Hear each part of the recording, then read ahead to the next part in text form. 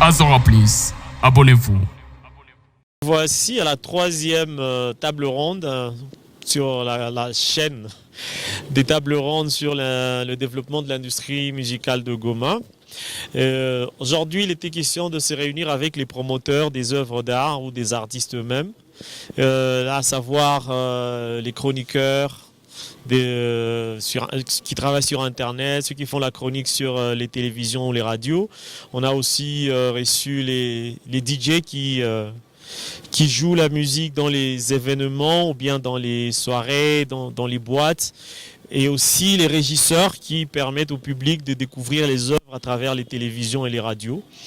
Et aujourd'hui, il y avait une particularité quand même, on s'est plus reposé sur comment mettre une certaine valeur sur les services qui sont déjà offerts, parce que la promotion c'est une réalité, mais on se rend compte qu'il y a un manque à gagner terrible en termes de mise en valeur et de structuration des services.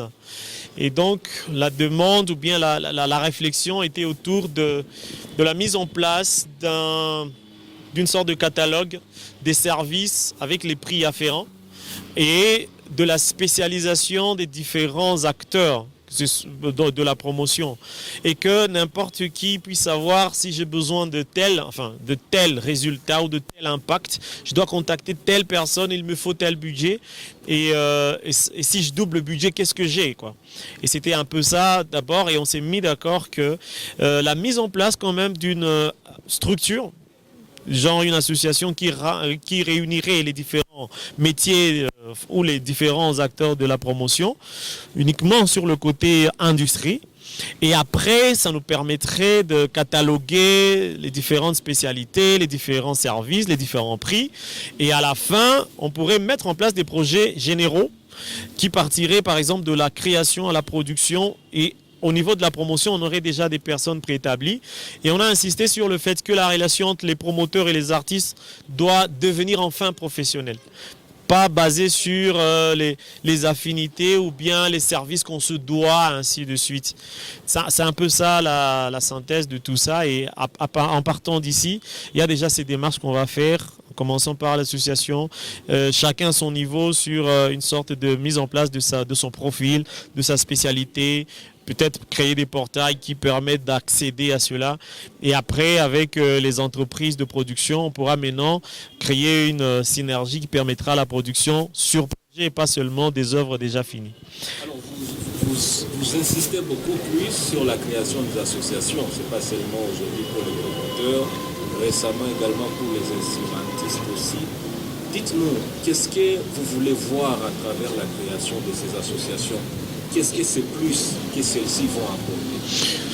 Alors, l'idée de l'association, ça apparaît parmi les solutions qu'on trouve pouvant faciliter l'accessibilité aux objectifs, mais les associations concernent les acteurs eux-mêmes, donc j'aurais du mal à le dire de moi-même. Je laisserai peut-être la parole aux promoteurs ici représentés, et qui puissent nous donner en quoi ils trouvent que c'est pertinent d'avoir une association au niveau des promoteurs. C'est la parole.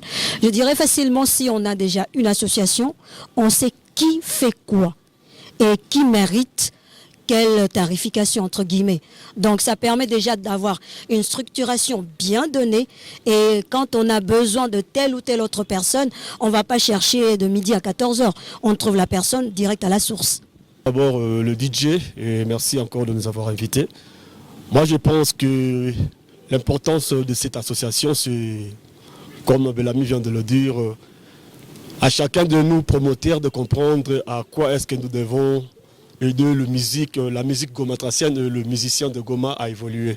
C'est-à-dire, côté DJ, le DJ doit savoir non seulement que s'il faut promouvoir un artiste, ce n'est pas l'artiste que tu vas promouvoir parce que tu le connais ou parce que c'est un familier, mais tu promouvois l'artiste par rapport à ses œuvres et à l'intérêt que lui et vous bénéficiez. C'est un peu ça. On vient de souligner un aspect super important qui est l'intérêt. L'idée à la fin, c'est que nous ne puissions pas être derrière les chanteurs, en fait. Que ce ne soit pas le chanteur avec sa chanson et les gens viennent l'aider. Ce sera des vraies collaborations, des partenariats sur des projets.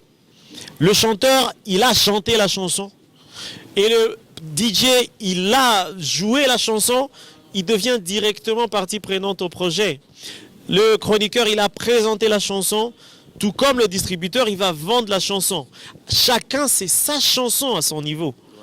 Chacun joue un rôle différent, mais ça reste l'œuvre de tout le monde parce que c'est le gagne-pain de chacun d'entre nous. Donc l'idée, c'est d'arriver à un niveau où ce n'est pas l'artiste qu'on accompagne, c'est le projet. Et l'artiste, il joue un rôle de représentant, d'ambassadeur et tout. Où qu'il aille, on sait que la chanson a ses racines. Et on ne va pas dire que les racines sont là pour aider les branches à avoir des fruits. C'est l'arbre, point barre. C'est ça qu'on veut faire. Azora Plus, abonnez-vous.